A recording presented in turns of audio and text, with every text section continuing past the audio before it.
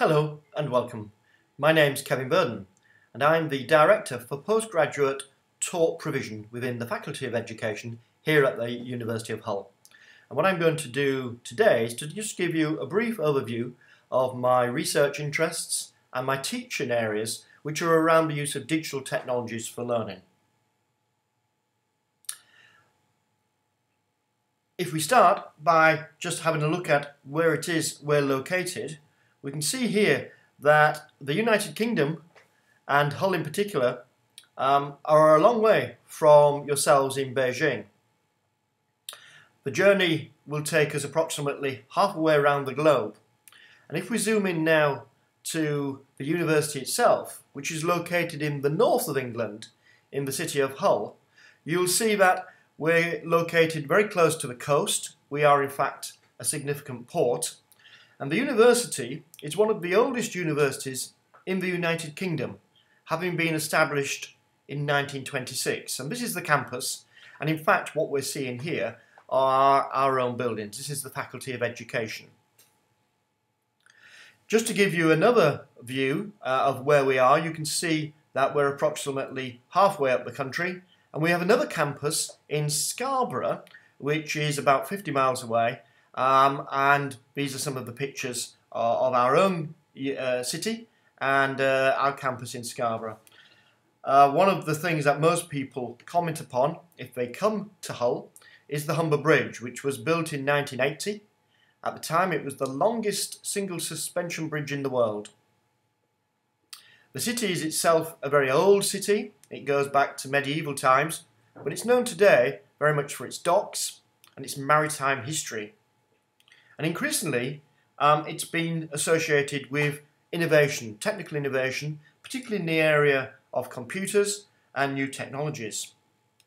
And you can see from this flyover that the city is constructed in a typical medieval pattern, buildings placed alongside each other. In the centre we can see the old church, which is called Trinity, one of the oldest buildings in the old town. So that just gives you a flavour of the city itself.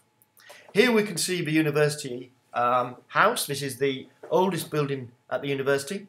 And although this was taken in the middle of winter, when we had quite deep snow, most of the time the weather is more pleasant and looks something more like this. As I said earlier, we have a campus as well in Scarborough. This is our Scarborough campus. You can see it's a glorious position alongside the sea, and the campus itself is located in this relatively large piece of land with lots of open spaces, beautiful accommodation and a golf course next door. So what I want to talk about briefly is technology. Now I think technology has always played a very large part in our world, and it's enabled us to do things that we couldn't do alone with just our brains. So when we put our brains or cognition together with technology, we get what we call the idea of extended cognition. And this is seen in things like language and writing. Writing enables us, for example, not to have to memorize so many things. So my research and the team of people I work with, and a lot of the work that we're doing at the university, is around the idea of extended cognition and exploring how technology supports new ways of learning, new ways of thinking and new behaviours. I think there are three particular areas that are interesting in terms of the impact of new technologies. The first one is personalisation, the ways in which technology becomes more individualised, more customised, and it helps learning to be more of a personal experience. The second one is collaboration and communication. Technology increasingly allowing us to work together in teams and across borders with collaborators in different countries. And the third area that really interests me is how technology enables us to learn in more authentic ways. For example, by bringing the outside world into the classroom through a video link, or by enabling us to use our mobile devices to explore the outside environment. This is an example from a short video I made of some of the things I think are important.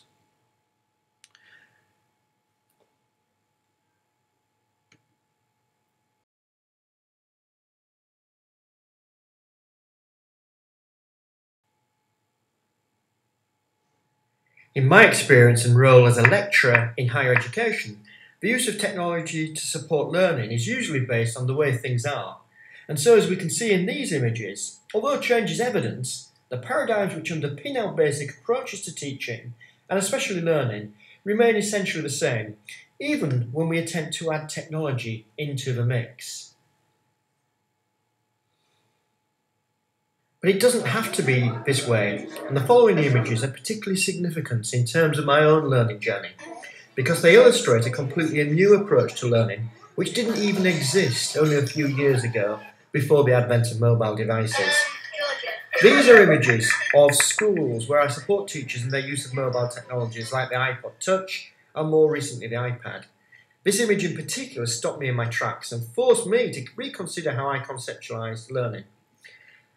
I took it myself on a visit to a school in North East Lincolnshire, and it shows a group of students making an animation using the app I Can Animate and their iPod Touch.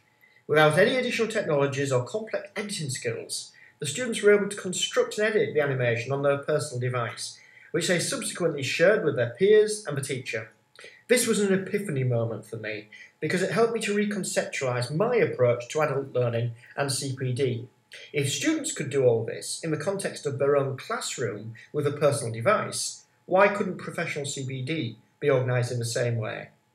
Situated in their own classrooms rather than the university, using their own devices to capture practice, to annotate practice, to share it with colleagues, all focused on personal authentic learning in the workplace. In the words of Robert Kennedy, we need to license teachers to see things not as they are, but as they might be.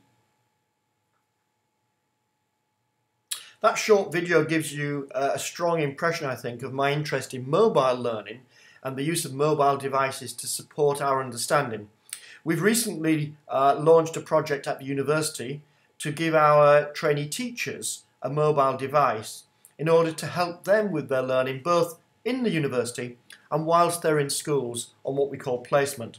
And these are the devices at their launch. We have 150 iPads, and these were given out to a number of students. And here are two students just talking briefly about their impressions after the first few weeks of how it's helped them with their learning. Me personally, well, I found really useful is we've actually recorded ourselves like doing bits of teaching, and to look back at yourself and see what you do, the way you stand, the way you deliver a lesson has been so useful.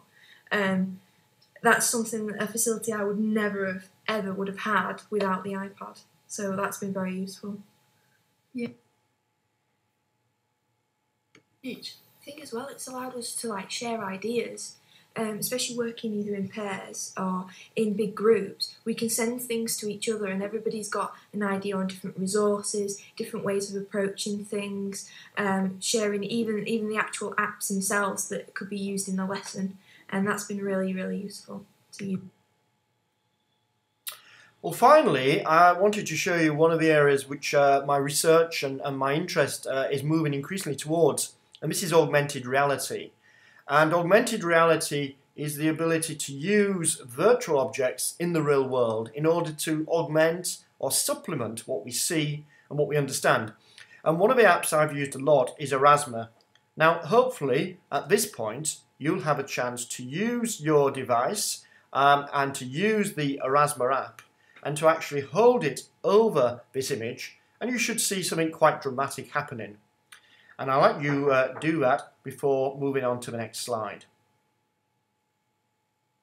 Finally, I'd like to finish by just explaining our new program which we're developing to support learning and to support understanding of these new technologies. And this is a Masters in Science, an MSc, which we're looking at mobile, augmented and immersive learning. And you can see from this illustration that we're hoping to give students a really rich flavour of the new technologies, mobile technologies, augmented technologies, how to design and to use these technologies in learning, how really to prepare teachers, educators and other people who might be interested in using technology to support learning both now and in the future. And with that, I'll finish. I hope you found that brief overview of my work and my interest in technology interesting, and if you'd like to contact me, there is my email address. Thank you very much for listening.